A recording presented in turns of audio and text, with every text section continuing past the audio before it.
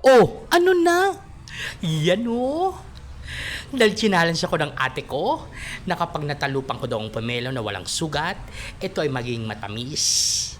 E di, challenge accepted. Halina't magtalop at samahan niyo ako at magtalop tayo ng pomelo, suha, na kung tawagin sa aming mga Ilocano ay suwa, dagiti suwa. Easy lang to. Sa aming mga magsusuha, napakadali naman. Kita nyo naman. Unang hiwa, wala nang sugat. Aba, di napakatamis nito. Yan o. Tignan natin ang magiging kalabasan nito. 1, 2. Ang hirap naman. Tigas. 3, 4, 5. O, diba? Napaka-perfect.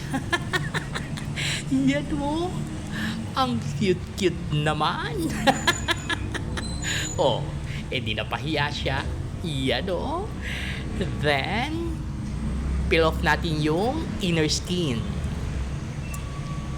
O, diba? Hanggang ngayon wala pang sugat. Ang cute-cute naman ang suhang to. Salamat nga pala sa nag-sponsor ng suha. Pasalubong lamang to. Galing Davao. Yan o. Ang sarap. Tignan nga natin ang loob.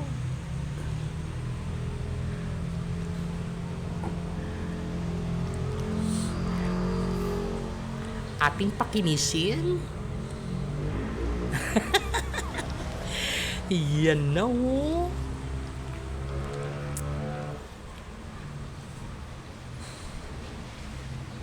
Bikain mo nga, Jessie. Pag napisato na kaya nabikat, makita ang loob. Siyempre, ano pa bang asa natin sa mga Davao na suha kundi ang mapupulang loob nito o kaya ang mapupulang hibla ng suha.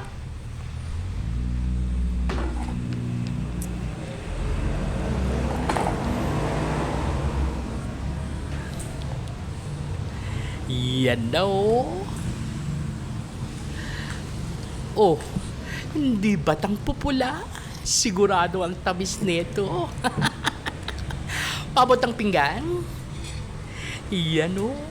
Isawsaw natin sa suka. Para sigurado matamis, di haluan na natin ng asukal.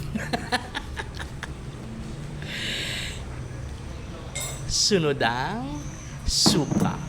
Dahil Ilocano tayo, alam nyo naman ang Ilocano, pag nagsuha to at sumausaw, ito na o. Ang suka Iloco. Nandiyan sa lalagyan ng pag-inuman. Halu-haluin ang asukal kahit walang hinahalo. Yan daw.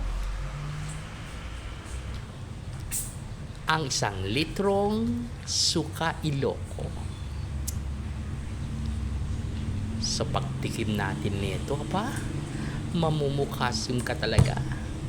Pero sa akin, hindi. Dahil napakatamis ng suha. Ating ihalo. Halo. Halo. Yan na o.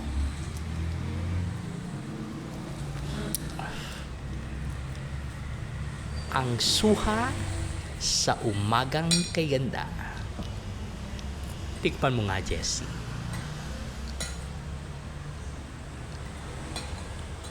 Aba, ang sarap naman, oh. Tiyak mapapalaway ka nito kapag ikay nanonood. Iyan po. Till next time. Kain. Bye.